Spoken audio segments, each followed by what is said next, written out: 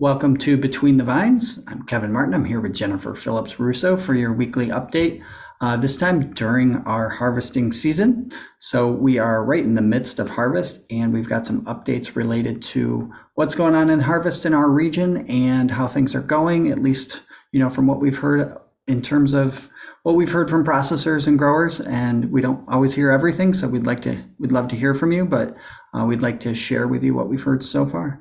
Jen? Yeah, hi everybody.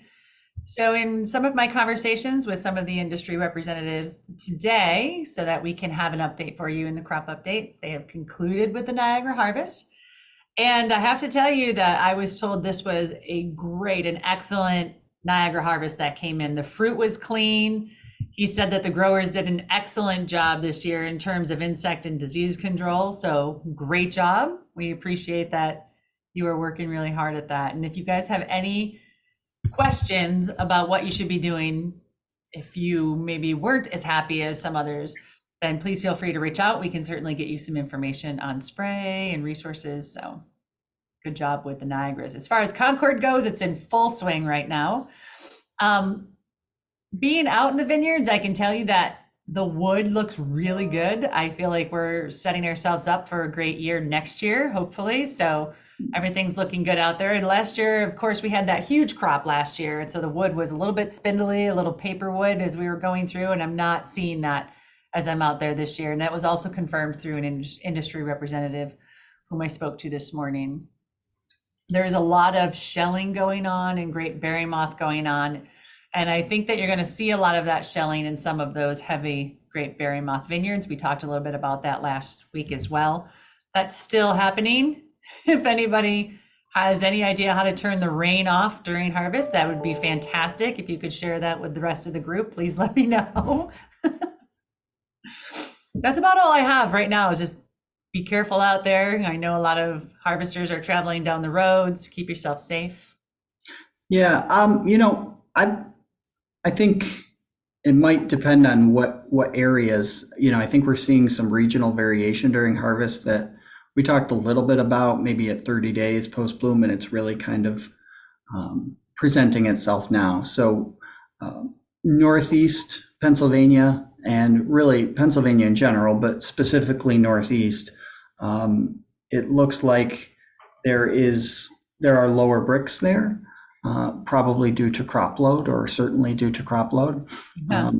I have heard from processors that they're also seeing load cancellations in the Westfield area due to bricks. I'm not sure where that's coming because I haven't experienced it or seen it, or really what's driving that. I think it might just be concern with bricks being on the edge. So, if you're getting brick samples at 15.1, maybe you're not confident enough to harvest.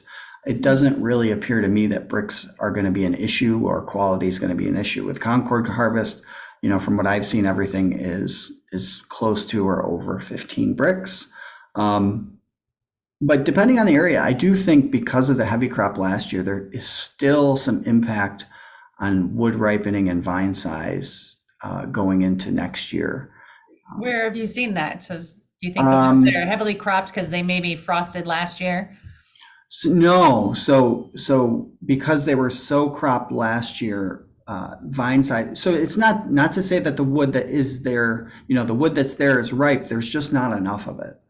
I see what you're saying. Right. So they were so heavily cropped last year that it does look like now that, the growing season for shoot length at this point is pretty much over. So we can see what that final shoot length is, and it's just not there. So I would say I've seen that in Portland and Pomfret and Hanover and Silver Creek and Sheridan. I have not seen that on the other side of Westfield, but that may just be a lack of observation. But from what I've seen in the Westfield area, I haven't seen that to as great of an extent. Probably Cattaraugus County, I've seen quite a bit of it. I think it's just there was a lot of heavy crops last year. We'll see how that turns out, because some of those yields are pretty low. So the one way it could turn out positively is if those buds that are there are just very, very fruitful, you could see a normal crop next year, but enough that it's a little bit concerning, I think, and just kind of a reminder that we know last year a lot of growers would have done very well by doing just a little bit of thinning. Right. So, I'm not trying to make the case when grapes are $400 a ton that over thinning is a good thing, but a little bit would have gone a long way. There was a lot of shelling last year that just probably would have been less so had there been some thinning. And I'm not seeing as much shelling this year. I haven't seen very much shelling at all, other than by right next to woods. So, the first 5-6 rows, not everything. I mean, and I think it presents itself more maybe when crop is lower. So, you lose 4 ton to the acre and you've got 12 ton to the acre. You don't notice that, oh, it's like 8 ton for the first 4 rows. That was terrible. But when it's 4 and it goes down to 0 because of wildlife, then you tend to notice that. Raccoons, deer, everything, really. I mean, I think everything is a little more dramatic when the crop size is smaller, and that's why it's being noticed, but I'm not sure. And then, yes, of course, grape bearing moth.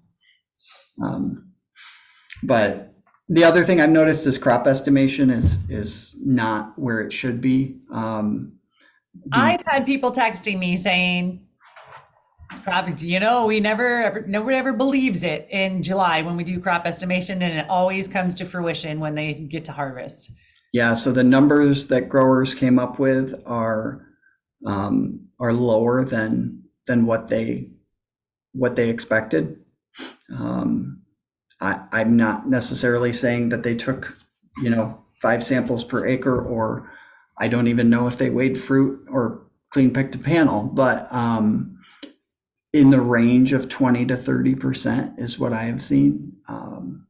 Which is about the same error that they had last year in the other direction. So, I think what informs a lot of crop estimation is what is an average crop, and they don't want to drift too far from that average and be incorrect. I think that's what's going on, but I don't know for sure. I don't know what their protocols are. I just know that, we're seeing some modification in scheduling because of crop estimation, because obviously crop estimation informs scheduling. So when crop estimation becomes actual, then schedules change. And, we're 2, 3, 4 days into harvest, and we're seeing those modifications. So, and I saw it with Niagara harvest as well.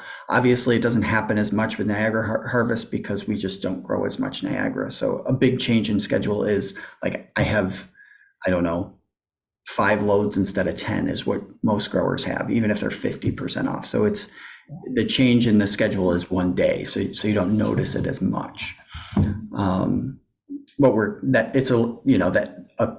a 20% error in Concord is an error that compounds itself in terms of how much it affects what we see going down the road or in the plant or something like that.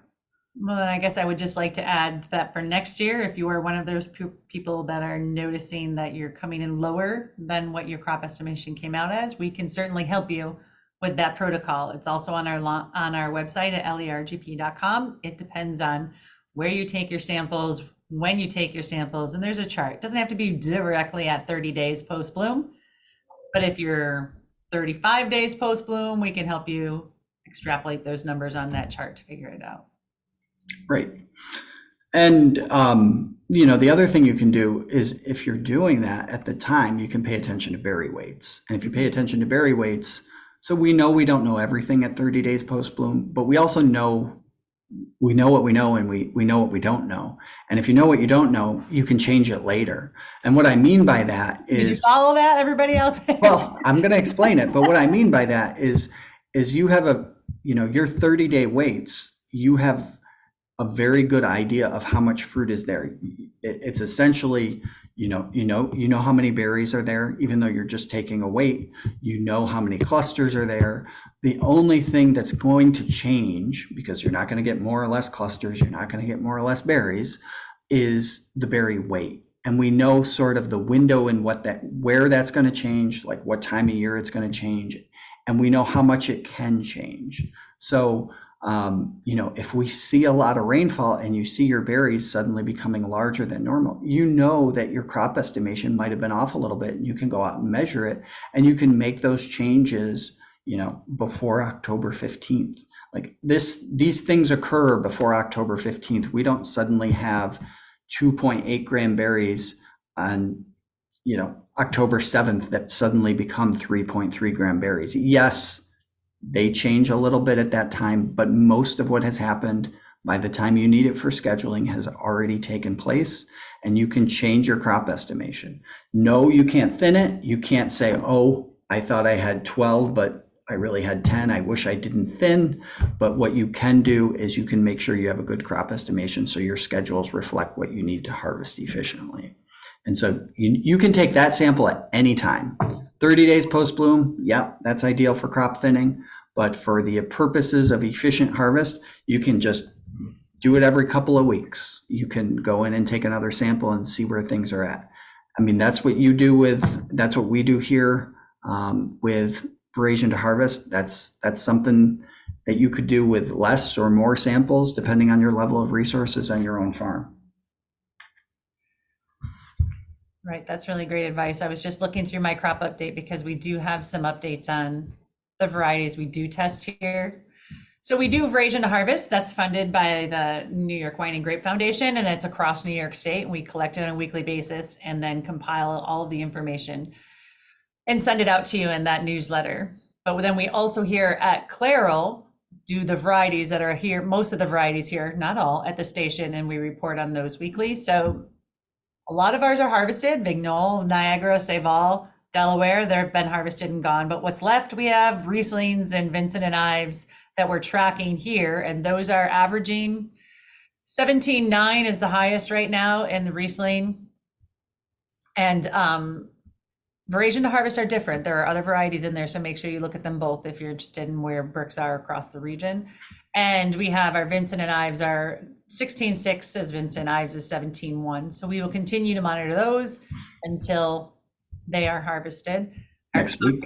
Yeah, I think, yeah. We have, I'm sorry, I always say yes. And I yell at my children for that as well.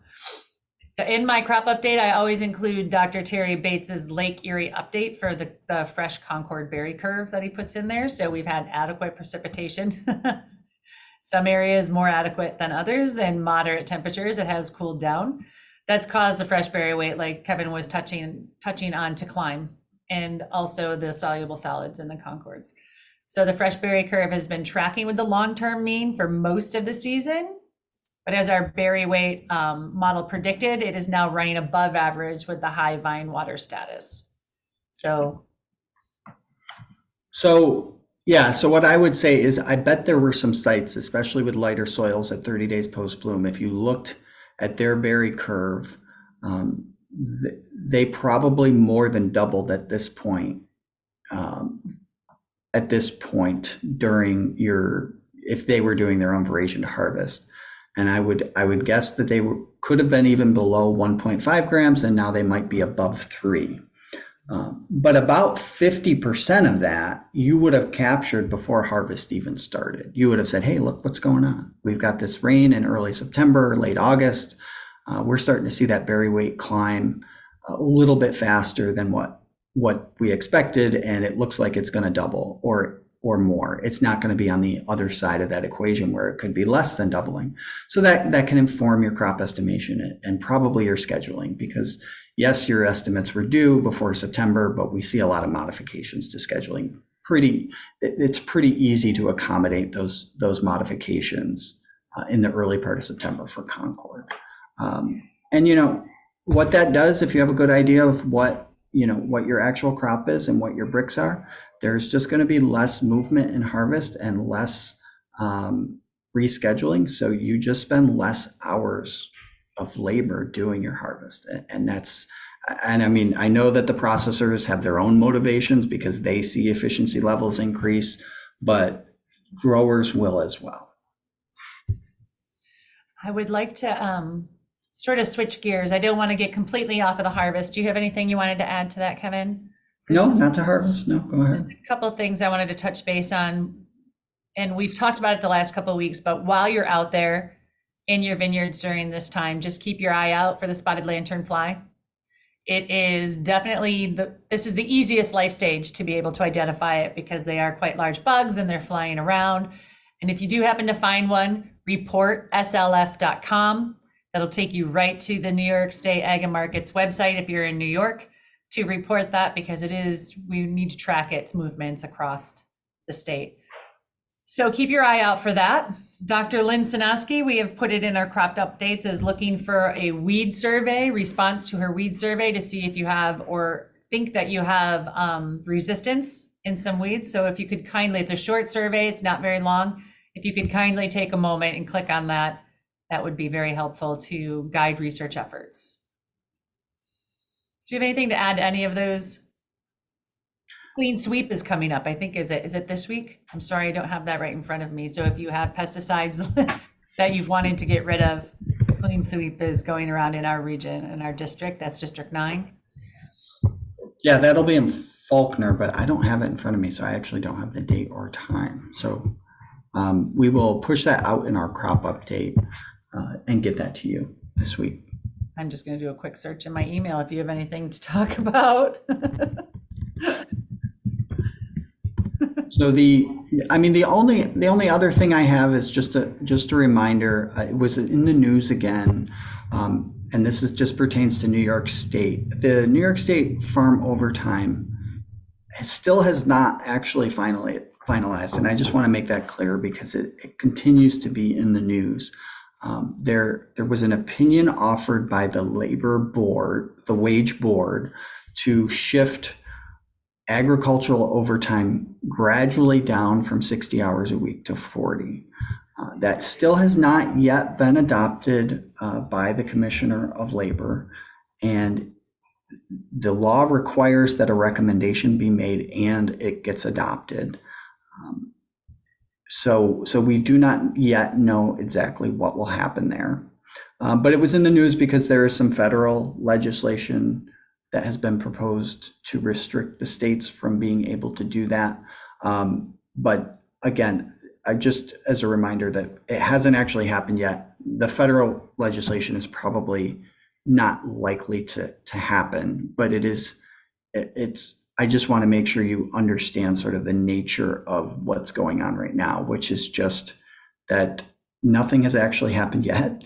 And when it does happen, at least the way it's been proposed by the board is that it will be a very gradual process. So I think just the key takeaway right now is you don't actually have to pay overtime when your workers during harvest hit 42, 50 hours, unless they're not getting a day of rest. So I just want to make sure that, growers understand how they must reimburse their workers during harvest, because it's a difficult time to do payroll depending on how you manage it, because you've got, so many other things going on.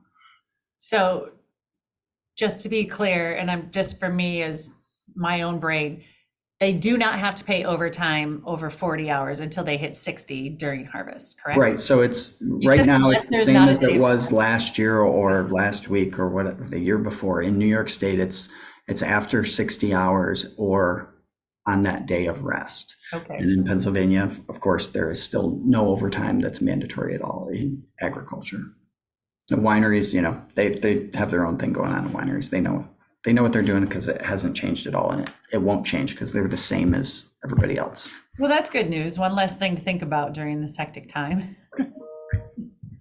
Yeah, that's about all I have for this week. A little bit of a brief update, but we will be back next week. Thank you all for joining us. Please feel free to reach out. You can text message us or send us an email. I know you're in your harvesters, so feel free to reach out in any way that's convenient for you, and we can address whatever you want via podcast and crop update. Yeah, thanks for your input and your support, and please be safe out there during this harvest season. Yeah, good luck. Thank you. Have a great week.